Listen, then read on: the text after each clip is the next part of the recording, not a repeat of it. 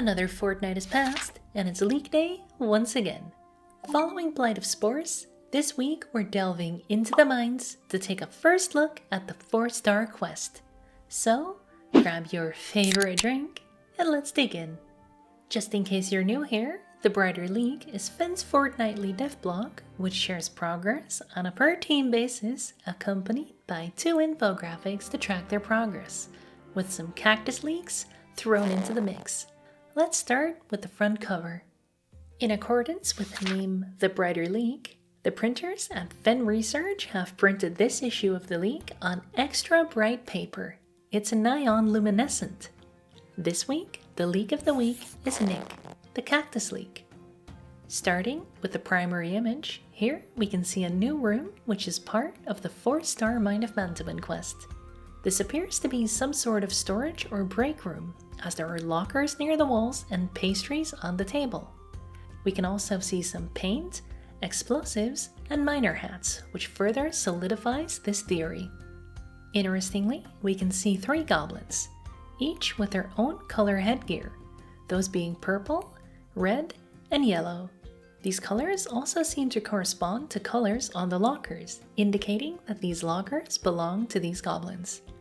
The keen-eyed among you will have spotted that the red locker isn't locked, so perhaps we'll be interacting with that one during the quest.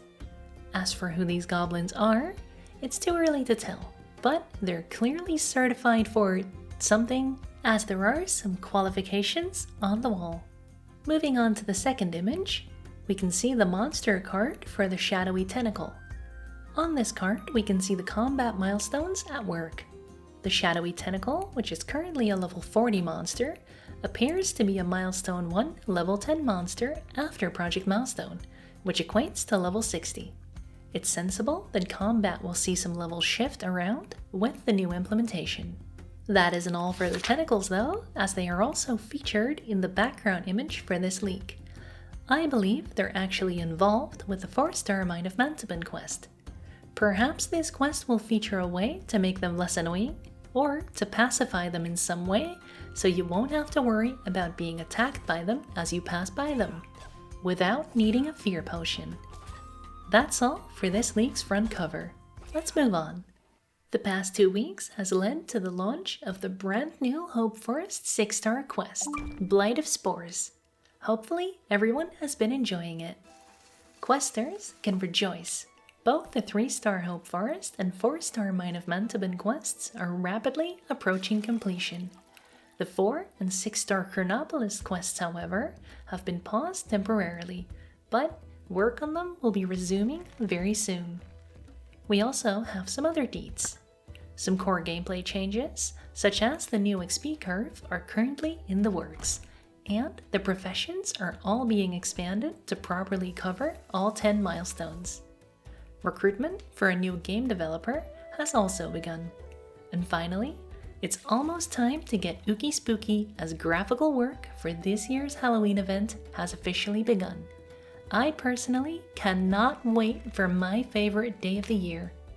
Alright, let's go over the specifics per team. First up, the technical team, which is Andrew, James B, and Ian.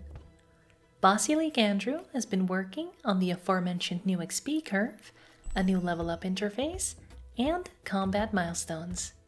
Aside from this, he has also been recruiting for a new developer to join the team. Legendary Leek James B has been polishing the Blight of Spores quest, launching game updates, preparing this Brighter Leek, and expanding the Fisher, Forager, Botanist, Delver, and Chef professions as part of Project Milestone. And finally, Multi-Purpose Leek Ian has been mapping for both the Blight of Spores and 4-star Mine of Mantuban quests. Next up is the content team, which consists of Paul, Samuel, Daniel, and Steve. Harry Leek Paul has been working on new adjectives and descriptions for carts as part of Project Milestone, as well as coding for the new miner minigame and QA testing various quests. Baby Leek Samuel has been coding for the 3-star Hope Forest quest, as well as handling support requests. Thin Leek Daniel has been coding for the 3-star Hope Forest quest, along with Samuel, as well as polishing Blight of Spores. And last but not least, Lankiest of Leek's Steve has been coding for the 4-star Mine of Mantuan quest, as well as the Blacksmith minigame, which has now been dubbed Filtration Station. Judging from this and the name Pipes minigame it had before, it seems this minigame may be about filtering the corrupted river in the Mine of Mantuan. Now for the graphics team, which is Nick, Greg, Lewis, James T, and Alex.